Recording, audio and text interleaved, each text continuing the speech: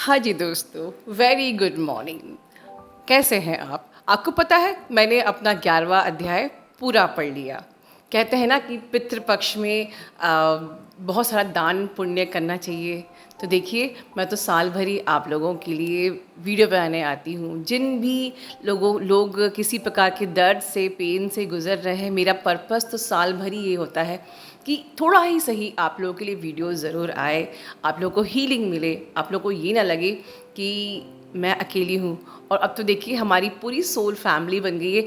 आज फिर से हमारी डीएफ ने बहुत ही ज़्यादा इम्पॉर्टेंट वीडियो बनाया है। पूरा अंत तक सुनना ज़रूरी है। अब तो ये वीडियोस इतने इम्पॉर्टेंट बनने लगे कि कितने लंबे हैं ये तो मायने रखता ही नहीं है। मैं इतना अच्छा वीडियो आज डीएफ ने बनाया है। मैं तो ऐसे वीडियो पे मुझे पहले जिस्ट देने का मन करता है कि पहले जिस्ट समझ लीजिए, फिर तो आपको आगे सुनने का मन ही करेगा। तो जिस्ट बनाने से पहले मैं कल की वीडियो पे भी बात करना चाहूँगी। जिसने कल का वीडियो नहीं देखा है, आपने बहुत कुछ खो दिया। आपको सुनना है, आपको समझना है कि जिन लोगों को बड़ी जल्दी होती है कि डीएम का कॉल आ जाए, मैसेज आ जाए, हमारी शादी तय हो जाए और जल्दी से शादी हो जाए। बिल्कुल मन करता है, किसका मन नहीं करता है? जब हम जिसको प्यार करते हैं उससे तो शादी करने का मन करता ही है। मैं समझ सकती हूँ, लेकिन आप ये सोचिए, ये समझिए कि अगर जल्दी से शादी हो गई लेकिन आपका डीएम अनअवेकन्ड है तो क्या होगा? कोलैप्स, है ना? कल का जो वीडियो था वो कुछ डीएफ ने यही शेयर किया था। तो हमें जल्दी नहीं करनी है।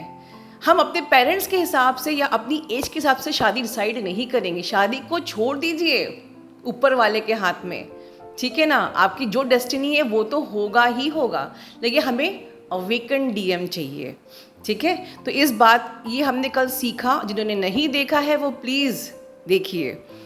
दूसरी चीज़, मैं एक जो जस्ट आज देना चाहती हूँ आज की वीडियो का, एक होती है मास्टर की। एक डीएफ ने बहुत अच्छी बात करी है, वो क्या है मैं यहाँ नहीं बताऊंगी डिटेल में, पर एक बात याद रखिए, मास्टर की एक ही है, शिव। अब मतलब शिव मतलब ये नहीं है कि मैं किसी हिंदू धर्म को आगे बढ़ा रही हूँ। आपके धर्म में जिसको भी आप परमेश्वर मानते हैं वो आपकी ज़िंदगी की मास्टर की है। अगर आपको ब्रेन के ट्रैप से बचना है, ये ब्रेन मैनिपुलेट करता है, ये ब्रेन हाईजैक करता है, ये ब्रेन बर्बाद करता है, तो एक ही मास्टर की है, शिव, ठीक है? आपकी मास्टर की कुछ और भी हो सकती है, अल्लाह, वाहिगुरु, इनफाइनाइट सोर्स, एनीथिंग, पर वो ही आपकी मास्टर की है और वो ही सारी समस्याओं का समाधान। अगर इस मास्टर की को आपने समझ लिया तो कोई भी ब्रेन आपको ट्रैप में नहीं लेगा। मैंने पिछली वीडियो में कहा था, सब चीज़ मिथ्या है, बस एक ही सत्य है, शिव ही सत्य है। तो ये आपका जिस्ट था। दूसरी चीज़, हमें बड़ा मन करता है कि इस जर्नी पे हमें जल्दी से अबेंडेंस मिले। अबेंडेंस कुछ भी हो सकती है, आपकी ग्रोथ, आपका पैसा, union, reunion, happiness, peace, success, prosperity, everything. पर जैसे कि एक डिवाइन फेमिनिन ने एक वीडियो में रिसेंटली कहा था कि आपको डीएम डीएफ बैलेंसिंग को एक्शन में लेना भी ज़रूरी है, जिससे कि मैं हमेशा आप लोगों से बोलती आ रही हूँ कि अगर आप मेरे वीडियोस को सुनते हो और सुन के एब्जॉर्ब कर रहे हो, it is one and the same. आप जो चीज़ सुन रहे हो उसको आपने सिर्फ सुन लिया तो आपका डीएम डीएफ बैलेंसिंग नहीं होगा, उसको आपको एब्जॉर्ब करना है, मतलब अब आपको उस पर एक्शन लेना है, तभी आपका एक्चुअल डीएम डीएफ बैलेंसिंग होगा। तो आपकी अबंडेंस किसी भी शेप में, चाहे वो रीयूनियन हो, चाहे ग्रोथ हो या प्रोग्रेस हो या सक्सेस हो, जो भी हो, कोई नहीं रुक सकता। प्लस इसमें मैं ऐड करूँगी चक्रास। आप चक्रास से भी अपनी हीलिंग करते हो, चक्रास से भी आप अपने चक्रास को खोलते हो, टॉक्सिसिटी रिलीज करते हो, उसके अफर्मेशंस बोलते हो। तो जो अफर्मेशंस आप बोल रहे हो उसको भी एब्जॉर्ब करो। मतलब अगर आप बोल रहे हो कि आई एम पावरफुल, तो उस अपने आप को फील करना शुरू करो, या I am powerful, I am fearless. तो फिर ये नहीं कि हमने बोला हम आई एम फियरलेस और बाद में जाके हम किसी ने हम पे कुछ हमें कहा और हम डर गए। तो एक्शन, तभी आपकी masculine energy, feminine energy balance होएगी। मतलब जो चीज़ आप सुन रहे हो उसको एब्जॉर्ब करो। चक्रा से ही मुझे एक चीज़ याद आई कि जैसे कि आप लोग मुझे रिसेंटली जो न्यू अवेकनिंग्स हैं, जैसे रिसेंटली जब 1920 में बहुत लोग मिसगाइड हुए थे कि चक्रास नहीं करना चाहिए, चक्रास नहीं करना चाहिए, ठीक है? आज चक्रास ही सब जगह बात हो रही है, चक्रास ही आपके काम आ रहा है, ठीक है। क्यों चक्रास नहीं करना चाहिए था? क्योंकि रिसेंटली एक मुझे काउंसलिंग आई और मैंने वहाँ पर क्लैरिटी दी, तो मुझे लगा कि एक बार फिर न्यू अवेकनिंग्स को मुझे फिर क्लैरिटी देना चाहिए, जिससे कि आप मिसगाइड ना हो। क्या होता है, जब जब चक्रास आप करते हो तो आपकी अंदर की नेगेटिविटी ऊपर आती है। जो लोग इस जर्नी पे आप अच्छे से, आपका शरीर तैयार नहीं होता है, तो आपको वो नेगेटिविटी आपके क्राउन पे गरम गरम फील होती है, जैसे कि वो क्राउन के रास्ते रिलीज़ हो रही है, एकदम से सिर भारी, सिर गर्म होता है। इससे लोग डर जाते हैं, ठीक है। लेकिन मैंने हमेशा कहा 20 मिनट्स। कई लोग पूछते हैं मैम मैं एक चक्रा एक दिन में 20-20 30-30 मिनट एक एक घंटा भी करते थे कि पता चल गया चक्रा ही चमत्कार करेगा, तो नहीं। वो आपकी ऊर्जा को इम्बैलेंस कर देगा। कोई भी दवाई लेते हो तो आप एक ढक्कन या अपने उस के हिसाब से आप लेते हो, ठीक है, इतने 10 mm 100 mm इस प्रकार से। तो कोई भी चीज़ ज़्यादा नहीं करनी, जितना आपको पर डे जितनी टॉक्सिसिटी रिलीज़ करनी है पर डे, उस हिसाब से 20 मिनट सफिशेंट है, ठीक है। ये न्यू अवेकनिंग के लिए गाइडेंस है। तो ये एक इम्पॉर्टेंट वीडियो था। तो इन शॉर्ट, आप अपना DMDF बैलेंसिंग करिए, एक्शन लेने के बाद चक्रास करिए लिमिटेड उसमें। तीसरी चीज़ सोल कॉन्ट्रैक्ट, ये बहुत इंपॉर्टेंट है। आपने कहा कि मेरा एक्स लवर से, पास लवर से मेरा सब कुछ ख़त्म हो गया है, मुझे उसकी अब याद भी नहीं आती है, ऐसा नहीं है। वो जो भी आपका एंड हुआ था वो पास्ट लाइफ में रिपीट होता है, इसलिए बोलते हैं कर्मा। तो ये टाइम कर्मा का टाइम है, ये पितृपक्ष का। अपने सोल कॉन्ट्रैक्ट्स उन सब से भी ब्रेक करिए जो अभी इस वक्त आपको लग रहा है कि शांत हो गए हैं, बट अभी बात ख़त्म नहीं हुई है, ठीक है। उनसे सोल कॉन्ट्रैक्ट ब्रेक करिए। लास्ट एक पॉइंट और मैं ऐड करना चाहूँगी। मैं अक्सर बात करती हूँ डिटैचमेंट पे। आप लोग अक्सर कंफ्यूज होते हो कि मैम डिटैचमेंट पे हम रहेंगे तो कहीं वो चला जाएगा। तो देखिए क्या है, मैंने ही कहा है कि आपको ईगो नहीं रखना है कि अपने DM को आपने बर्थडे पे, खास ओकेजन पे कॉल कर लिया, ठीक है। बिल्कुल ईगो नहीं रखना है, बट हमको याद रखना है कि हम इक्वल एनर्जी एक्सचेंज करें। अगर आप अपनी एनर्जी की रिस्पेक्ट नहीं करोगे, आप उनको कॉल पे कॉल किए जा रहे हो, डिस्टर्ब किए जा रहे हो, तो बिल्कुल यहाँ पर आप अपनी एनर्जी को वेस्ट कर रहे हो। दैट इज़ द रीज़न कि डिटैचमेंट बताया जाता है, जो कि आप कई जगह से मिसगाइड होते हो। I am not against your DM, मैं आपको ये कह रही हूँ, जैसे कि मैंने बताया कि आपकी शादी जल्दी से हो जाए, जल्दी से शादी हो जाए, इसके लिए हम लोग लॉ ऑफ अट्रैक्शन भी लगाते हैं, हम इनर वर्क भी करते हैं। बट अगर वो शादी आपकी हो गई और बाद में आप लोग दोनों ही पावर बैंक, पावर सोल हो, मास्टर सोल हो, और दोनों की ऊर्जा, आप अपने ट्विन की ऊर्जा शादी के बाद हैंडल नहीं कर पाए और अगर कोलैप्स हो गया, तो क्या होगा? इसीलिए आप डिवाइन आपकी अभी शादी नहीं करा रहा। And that is the importance of the divine timing, just divine timing, ठीक है। चलिए अब हम DF को सुनते हैं। Hello friends, how are you? Hope आप सब अच्छे होंगे। और आज का ये जो मैं वीडियो बनाने से पहले मैं गॉड का थैंक्स बोलूँगी कि उन्होंने मुझे ये गाइडेंस दी ताकि मैं ये वीडियो अपनी सोल फैमिली के लिए बना सकूं। And second thanks to ma'am and sir, जिन्होंने हमेशा मुझे गाइड किया है, मोटिवेट किया है आगे बढ़ने के लिए। So starting with this video, सबसे पहले जैसे हमें पता है कि हम जब इनकारनेट होते हैं इस अर्थ पे, तो हमारा मिशन पहले ही लिखा जा चुका होता है। We were unaware of this point कि हमारा क्या मिशन है। धीरे धीरे हम अपनी लाइफ में बढ़ते रहते हैं, हम 3D लाइफ में ही स्टक रहते हैं, हमें कुछ आइडिया नहीं होता कि हमारा मिशन क्या है, हमें स्ट्रगल क्यों इतना फेस करना पड़ रहा है, हमें पेन क्यों इतना फेस करना पड़ता है। और देन हम DM से मिलते हैं। DM के साथ मिलने के बाद ही हमारी अवेकनिंग स्टार्ट होती है, सभी DF की। इट मे बी आइदर कि कोई भी सोल की अवेकनिंग पहले हो सकती है, आइदर DM और DF, इट डिपेंड्स कि गॉड ने क्या सोच रखा है हमारी जर्नी में। तो सबकी जर्नी यहाँ पे डिफरेंट होती है। यहाँ पे जर्नी को स्टार्ट करने से पहले मैं आपको एक ये चार्ट मैंने बनाया है, इसको मैं आपके साथ पहले डिस्कस करूँगी ताकि आपको चीज़ें और ज़्यादा क्लियर हो जाएं। तो ये एक मैंने चार्ट बनाया है। ये जो सर्कल है ये हमारी अर्थ को शो कर रहा है कि हमारी जो अर्थ की जो 100% पॉपुलेशन है उसमें से 70% जो पॉपुलेशन है उसके ऊपर डार्क फोर्सेस का इम्पैक्ट है। अब इसमें अगर मैं आपको ये क्लियर कर रही हूँ कि ये डार्क फोर्सेस को हम ये कह सकते हैं कि ये जो लोग हैं ये किस चीज़ में फंसे हुए हैं। जो हमारी 5 इंद्रियां हैं, काम, क्रोध, लोभ, मोह, अहंकार, इन सब चीज़ों में फंसे हुए हैं। ठीक है, ये सिर्फ यही चीज़ें सोच रहे हैं कि हमारा जो इनकारनेशन हुआ है इस धरती पे सिर्फ अपनी 3D लाइफ स्पेंड करना, अपनी फैमिली का टेक केयर करना, खाना पीना, इंजॉय करना, सिर्फ यहीं तक ही ये सीमित है। देन नेक्स्ट है 15%, इनका इनकारनेशन हुआ है फॉर नेगेटिव मिशन, ताकि ये लोगों को अपने इम्पैक्ट में ही डाल के रख सकें।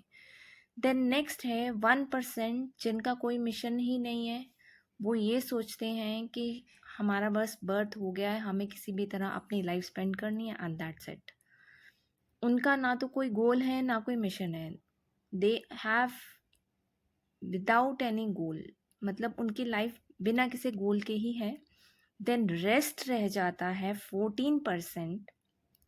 ये जो 14% हैं इनको ए और बी कैटेगरी में डिवाइड किया गया है। These are pure soul. ये जो सोल्स हैं 14%, ये प्योर सोल हैं। अब इसमें दो कैटेगरी क्यों बनाई गई है? क्योंकि 12.8% जो लोग हैं वो गुड मीन्स उनके अंदर डिविनिटी है और वो लोगों के लिए, ह्यूमैनिटी के लिए काम करना चाहते हैं, बट दे आर कंट्रोल्ड। अब सेकेंड कैटेगरी क्या है? 1.2% है जिनका एक डिवाइन मिशन है और वो ये जानते हैं कि उनका जो होम है दैट इज गॉड, मीन्स भगवान का घर ही उनका घर है। उनको सिर्फ एक मिशन के लिए यहाँ पे भेजा गया, that was the divine mission. So here I want to say कि यहाँ पे ये दो कैटेगरी बनाई गई हैं। मोस्टली जब क्या होता है, जब हमारी अवेकनिंग स्टार्ट होती है तब हम ए कैटेगरी में होते हैं। हमें अपने ऊपर वर्क करके, इनर वर्क और मेडिटेशन की हेल्प लेके हमें इस स्टेज से निकलकर इस स्टेज में आना है। Means we have to convert this 12.8% and 1.2% into combined. हमें जैसे ये दो कैटेगरी बन गई हैं कि इनके ऊपर कंट्रोल है, हमें इस 12.8% जो कंट्रोल है नेगेटिविटी का, उसको हटा के इसको अगेन डिविनिटी में कन्वर्ट करना है। तो इस चीज़ के लिए क्या हुआ है कि ट्विन फ्लेम्स को इनकारनेट किया गया इस अर्थ पे। अब इस पर्पस में अर्थ को बचाने के लिए गॉड ने ट्विन फ्लेम्स को भेजा। साथ ही साथ उन्होंने इनकी हेल्प के लिए सुप्रीम पावर की गाइडेंस, गैलेक्टिक फेडरेशन की गाइडेंस, एंजल और मास्टर्स जो सोल्स हैं इनकी गाइडेंस में इनको रखा गया। अब यहाँ पे इनको रखने से पहले जो सोल है उसको अलग अलग स्टेजेस में से क्रॉस होना होता है। उसको हर एक जो स्ट्रगल है, पेन है, वो फेस करके अपने आप को जानने के लिए अवेकन स्टेज पे, पहली स्टेज पे आना होता है, जहाँ पे वो सोल अपने आप से क्वेश्चन करती है कि मेरा इस धरती पे आने का क्या मोटिव है। तो उस स्टेज पे जब आती है सोल, तब उसका अवेकनिंग प्रोसेस स्टार्ट होता है। हम कहते हैं कि ये जो लाइफ है ये बहुत ही पेनफुल है, तो इस जर्नी को समझने के लिए हमें इसके इम्पोर्टेंस को देखना है। तो ये मैंने डायग्राम इसका बनाया है। अब इसके बाद का है कि ये जो जर्नी है गॉड ने हमें जो लाइफ में दिया है, तो ये एक हमें जब अवेकनिंग स्टार्ट होती है तो हमें ये अपनी लाइफ एक पजल की तरह लगती है। तो हम ये सोचते हैं कि ये हमारी लाइफ अगर पजल की तरह है, हमें इस पजल को सॉल्व कैसे करना है। हम कंफ्यूज रहते हैं कि हमारी लाइफ है क्या, हम क्या सिर्फ पेन या स्ट्रगल सहने के लिए इनकारनेट हुए हैं। जब ये क्वेश्चन आते हैं तब हमारी जो सोल है उसकी कार्विंग होती है क्वेश्चन करने के लिए। तो वो एक पहला स्टेप होता है जब हम ये क्वेश्चन करते हैं खुद से। फिर हम अपने आप को अंदर से, अपने इनर सेल्फ को खोजते हैं, अपनी सोल को पकड़ते हैं, उसकी गाइडेंस में आते हैं, उसको सुनना स्टार्ट करते हैं। तो इस स्टेज में क्या होता है कि हमें इस पजल को सॉल्व करने के लिए हमें एक सल्यूशन ढूंढना पड़ता है कि हम कैसे इस पजल को सॉल्व करें। जब स्टार्टिंग में हमें ये दिया जाता है, अच्छा तो हमें इनर वर्क करना पड़ेगा, मेडिटेशन करनी पड़ेगी, तब हम डिवाइन लव में आएंगे, देन हमारा यूनियन होगा। अभी तक का जो स्टार्टिंग में ये जो है वो यही होता है कि हाँ हमारा यूनियन होगा, बट इस यूनियन के भी आगे का काम है जिसके लिए हमारा एक बहुत बड़ा मिशन है।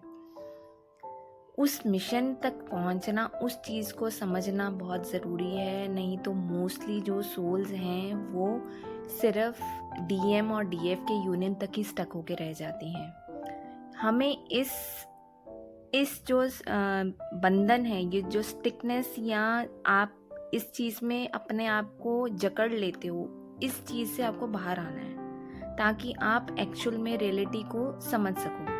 अब इसकी एग्जाम्पल के लिए मैं लॉक एंड की टेक्निक यहाँ पे बता रही हूँ, क्योंकि जब मैं मुझे गाइडेंस आ रही थी गॉड की, तो मुझे बार बार वर्ड लॉक एंड की सुन रहा था। तो then I get the downloads कि मुझे इसकी एग्जाम्पल कैसे देनी है। सो ये जो एग्जाम्पल है ये डिवाइन ने ही दी हुई है, तो प्लीज़ आप इसको पूरा ध्यान से समझिएगा कि है क्या। अगर आप देखोगे लाइफ में आपको जैसे कोई प्रॉब्लम आती है, जैसे सपोज करो कि आपके सामने किसी ने घर पे कुछ इशू हो गया, ठीक है, कुछ भी जैसे गुस्से का हो गया या किसी ने आपको ट्रिगर कर दिया, तो उस पॉइंट ऑफ व्यू पे आपको क्या करना है। उस चीज़ पे आने के लिए आपको अपने पहले माइंड को कंट्रोल करना है और पेशेंस में रहना है। एक तो ये है। और लॉक एंड की का एग्जाम्पल मैं यहाँ पे क्यों देना चाहूँगी, सपोज करो आपके आगे एक लॉक पड़ा है और 6-7 आपके आगे कीज़ पड़ी हैं, जिसमें एक की आपकी डिवाइनली गाइडेड की है और बाकी जो सब कीज़ हैं वो आपकी अलग अलग चीज़ों को शो करेगा।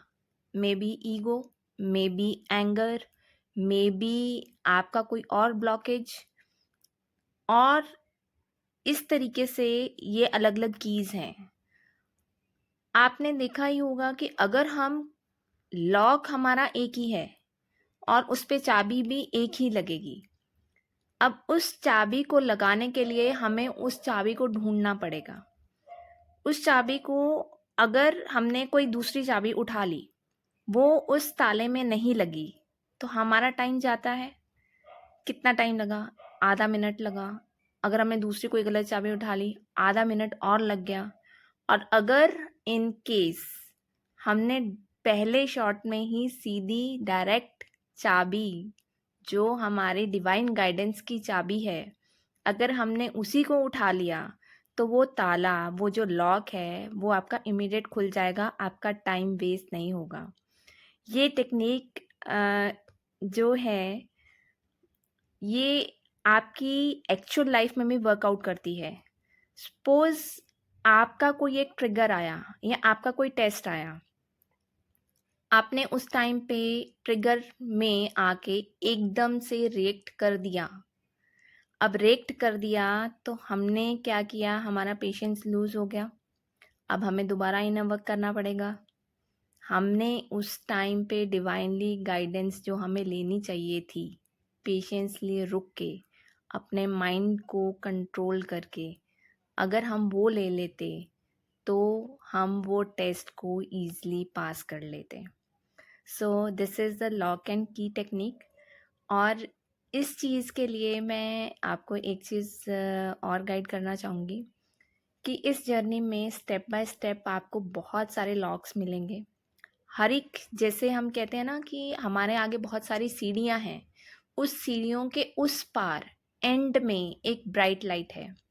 तो जैसे-जैसे आप एक-एक सीढ़ी चढ़ते जाओगे, आपको एक ताला खोलना है। आपको एक ताला हर एक सीढ़ी पे खोलना है। जैसे-जैसे आप वो ताले खोलते जाओगे, एट द एंड क्या होगा? वो आप डिवाइनली गाइडेंस के थ्रू उस ब्राइट लाइट के पास पहुँच जाओगे जहाँ पे आपको पहुँचना है। और वो जो डिवाइन गाइडेंस तक जब आपको वो ब्राइटनेस तक जब आप पहुँच जाओगे, जब आप खुद अपने आप को एक ब्राइट लाइट बना लोगे, तब आपका आगे का काम स्टार्ट होगा। सो ये है लॉक एंड की। इसको मैंने टेक्निक का नाम दे दिया है क्योंकि ये गॉड की ही दी गई है, तो आई वांट कि इसको लॉक एंड की टेक्निक का नाम देना बेस्ट रहेगा। और यहाँ पे मैं आपको एक चीज़ और गाइड कर सकती हूँ कि अगर जैसे आपको नॉर्मल क्या होता है कि आपको डेली लाइफ में आपको अपने इंद्रियों के ऊपर कंट्रोल करना है, तो रामादासा सासे सोहंग meditation is the best one.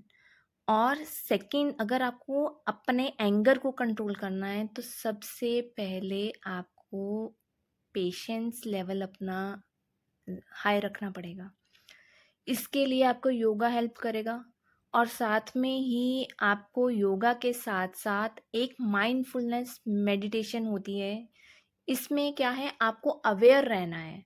जब आप अपनी आंखें बंद करके मेडिटेशन स्टेट में जाओगे तो उसमें क्या होगा, आपको अपनी सोल के साथ कनेक्टिविटी बढ़ेगी। जब आपकी कनेक्टिविटी सोल के साथ बढ़ेगी ना, तो आप अपने माइंड के ऊपर कंट्रोल करना सीख लोगे। माइंड को कंट्रोल करना हमें बहुत ज़रूरी है इस जर्नी में। जब हम माइंड को कंट्रोल कर लेंगे तो हम सब चीज़ों को आगे कंट्रोल करते जाएंगे। तो ये है बेस्ट जो मैं आपको बताना चाहती थी, रामादासा सेसो हंग मेडिटेशन। और अवेयरनेस में रहना, प्रेजेंट मोमेंट में रहना, एंगर और अपने पेशेंस लेवल, एंगर को तो ख़त्म करना है और पेशेंस लेवल को बढ़ाना। एंगर को एक चीज़ से आप और हैंडल कर सकते हो कि आप ये मैनिफेस्ट मत करो कि मेरा एंगर ख़त्म हो जाए, आप उसको पॉजिटिव में कन्वर्ट कर दो कि आई एम काम एंड काइंड टूवर्ड्स एवरीवन। आप इस लाइन को जब लिखोगे पॉजिटिव वे में, तो जो आप पहले अगर लिख रहे थे कि मेरे अंदर का एंगर ख़त्म हो जाए, तो आपने उस वर्ड्स की जो वाइब्रेशन है और बढ़ा दी कि मेरे अंदर कामनेस आए। I just want to be calm and kind and at, मतलब पेशेंस लेवल मेरा हाई हो। इस तरीके से आप वर्ड्स को लिख दो। और देन अब जब आप इस स्टेज पे जब आ जाओगे ना, जब आप एक ब्राइट लाइट बन जाओगे, तब आगे का काम आपका स्टार्ट होगा। तो ये चीज़ मैं आपको क्यों बता रही हूँ, क्योंकि जो हमारे बाकी जो प्लैनेट्स के जो हैं, अगर हम बोलें एंजल्स, मास्टर गाइड्स और गैलेक्टिक फेडरेशन के जो लोग हैं, वो हमें हेल्प कर रहे हैं इस जर्नी में। हमें वहाँ तक पहुँचने के लिए कुछ चीज़ों को अपने अंदर चेंजेस लेके आनी पड़ेंगी। जैसे कि हमें पहले खुद उस लाइट की फॉर्म में आना पड़ेगा ताकि हम दूसरों को वो लाइट दे सकें, हम दूसरों को चेंज कर पाएँ, हम पूरी दुनिया में ह्यूमैनिटी क्रिएट कर पाएँ और सबके अंदर वो जो 5D लेवल वाला जो लव है वो क्रिएट हो पाए, ताकि सब जगह अनकंडीशनल लव हो। तो ये है मेन मोटिव हमारा कि हमें अपने आप को, अपने जितने ब्लॉकेजेस हैं वहाँ से निकल के बाहर आके ब्राइट लाइट बन के गैलेक्टिक फेडरेशन और सुप्रीम पावर को अपने ऊपर वर्कआउट करने का मौका देना चाहिए, क्योंकि ये जो लाइफ मिली है इट्स अ प्रेशियस वन। और जब हम उस लाइट की फॉर्म में बन जाएंगे ना, तब हमें जो इन्फॉर्मेशन मिलती है या जब हमें वो ब्राइट लाइट मिलती है या हमें जो एक सोल पर्पस दिया जाएगा काम करने के लिए, हम उसके ऊपर प्रॉपरली काम कर पाएंगे। और साथ में ये था कि इस ताले की जो चाबी है, सारी जो चाबियां हैं, इस ताले को अगर आपने हर स्टेप पे खोलना है, जैसे अगर आप देखोगे आपने एक लेवल पे अपना एक ब्लॉकेज हील किया, दूसरे लेवल पे आपने दूसरा ब्लॉकेज हील किया, इन सब ब्लॉकेज को पार करने में आपकी जो प्राइम जो की है वो है डिवाइन लव, जो कि अनकंडीशनल लव है। ये सबकी एक सबसे बड़ी चाबी है। उस चाबी को आप पकड़े रहो और गॉड की गाइडेंस को पकड़े रहो, बाकी आप अपने सारे ब्लॉकेजेस को इजीली हील कर लोगे। सिर्फ आपको वर्क करना है अपने माइंड पे, अपने माइंड और अपने जो अवेयरनेस पे रहना है। सिर्फ इन चीज़ों के ऊपर आप वर्कआउट कर लो, your journey will be more easy. और उनका, गॉड का और इन बीइंग्स का ये भी है मोटिव कि आप अगर अपने आप को इस लेवल पे ले आओगे ना, तो आप सोच ही नहीं सकते कि आपने जो फेस किया, आपकी जो फ्यूचर जनरेशन है उनकी लाइफ कितनी इजी हो जाएगी। What we are doing, we are not seeing, उसे हम प्रॉपरली देख नहीं पा रहे क्योंकि हम 3D लेवल पे हैं। बट ये बीइंग्स 5D और अपर लेवल के बियॉन्ड हैं। वो जो चीज़ें देख रहे हैं कि हम क्या काम कर रहे हैं, वो उनके लिए बहुत बड़ा एक मिशन है। अगर हमने सब मिलके इस मिशन को पूरा कर दिया, then everything will be amazing. आपको सिर्फ डिवाइन जो गिफ्ट्स हैं वो ही नहीं, आपका जो डीएम है वो ऑटोमेटिकली आपका ही होगा।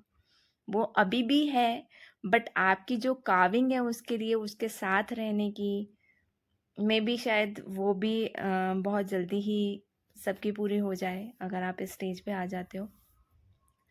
तो वो आपको मिलेगा ही मिलेगा, क्योंकि वो आपकी सोल का ही हिस्सा है। तो इसलिए अपने आप को सिर्फ डीएम के साथ शादी करने में वहाँ तक स्टक मत करो। चीज़ों को इससे परे देखो। अगर हम देखें तो राधा जी और कृष्ण जी का जो प्यार था, वो क्यों उन्होंने यहाँ पे इनकारनेट लिया। एक तो रीज़न ये भी है कि जो भी दिखाया जाता है कि उनको एक थोड़े टाइम के लिए अलग रहना था, कुछ 100 साल का, जो भी मैंने सुना है उसके ऊपर। और सेकंड रीज़न है, जो मेन रीज़न है, वो दुनिया को ये बताना चाहते थे कि अनकंडीशनल लव क्या होता है। मैरिज के ऊपर भी एक प्यार होता है जो किसी बंधन में नहीं है। उसके लिए किसी की एक्सपेक्टेशन की ज़रूरत नहीं, किसी भी बंधन की ज़रूरत नहीं। फिर भी हमेशा जो नाम लिया जाता है कृष्ण जी के साथ, हमेशा उनसे पहले राधा जी का ही लिया जाता है। एंड दूसरा है कंसेप्ट जो हम लेते हैं, सेकंड कंसेप्ट जो मैं आपको बताने जा रही हूँ वो ये है कि यहाँ पे मैंने ये डिस्कस किया था कि दे आर कंट्रोल्ड। एक्चुअली क्या है कि जैसे अ, कई बार क्या होता है कि हमारे माइंड को हाईजैक कर लिया जाता है, तो हमें बार बार इसलिए अपना इनर वर्क करने को बोला जाता है ताकि हम अपनी एक प्रोटेक्शन शील्ड बना लें कि हमारे ऊपर किसी भी तरह का कोई भी नेगेटिव इम्पैक्ट ना आ पाए और हम जो अपने मिशन को इजीली पूरा कर पाए। तो बेसिकली यही मेन मोटिव है, क्योंकि हमें सिर्फ गाइडेंस मिल सकती है, काम हमें खुद करना है। डिवाइन और जो बाकी जो प्लैनेट्स के बीइंग्स हैं, चाहे वो प्लीडियंस हैं, साइरस उससे हैं, एक्चुरियंस हैं, तो वो हमें सिर्फ इंफॉर्मेशन दे सकते हैं, उनकी भी एक सीमा है। हम 3D अर्थ में हम लोग रह रहे हैं, यहाँ पे रह के हमें अपनी बॉडी के ऊपर वर्कआउट करना है। कुछ चीज़ों के लिए उनके लिए भी लिमिटेशंस हैं, हमें ही अपने ऊपर वर्कआउट करके उस लेवल पे आना है ताकि हम उनकी हेल्प आउट कर सकें। अदरवाइज अगर आप नहीं करना चाहोगे इस जर्नी को, आप ड्रॉप आउट भी कर दोगे, तो आप अपनी जर्नी को डिले ही कर रहे हो। करना तो आपको पड़ेगा ही, क्योंकि we are the chosen one. Otherwise हम खुद ही अंदर से परेशान होंगे, क्योंकि हमारी सोल ने खुद ये डिसीजन लिया है कि हम इस जर्नी के लिए चुने जाएं। अगर हम अपनी सोल की ही बात नहीं सुनेंगे तो हम अपने आप को और ज़्यादा पीछे धकेलेंगे और अपने लिए ही प्रॉब्लम्स और क्रिएट करेंगे। सो गाइज, आई थिंक मैंने आपको ये चीज़ बहुत अच्छे से समझा पाई हूँ। अगर किसी भी पर्सन की लाइफ अगर कहीं पे स्टक होती है, अगर चेंज होती है इस चीज़ से, तो I am very thankful to God कि मैं उनका ये जो मैसेज है बहुत अच्छे से डिलीवर कर पाई हूँ। So hope for the best and blessings for all of you. Thank you ma'am, thank you universe, thank you God, love you.